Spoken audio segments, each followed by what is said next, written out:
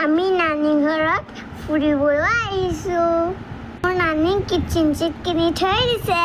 মই এইবিলাকেদি খেলি আছোঁ। এটা গেছত চাহ বনাই আছোঁ।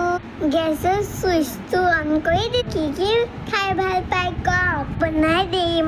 অকণমান মেগী বনাই মই খাই লওঁ, তাৰপিছত আপোনালোকলৈ বনাম। মই কিটচেন ছেট খেলি আছোঁ, আপোনালোকো খেলিব নেকি? মোৰ নানীয়ে কিটচেন ছেট দোকানৰ পৰা কিনি দিছিলে, কিন্তু এই গাছটো মই ফাৰ্ষ্টৰ পৰা জ্বলাব খুজিছিলোঁ, কিন্তু জ্বলাবই পৰা নাই, থাকি গ'ল।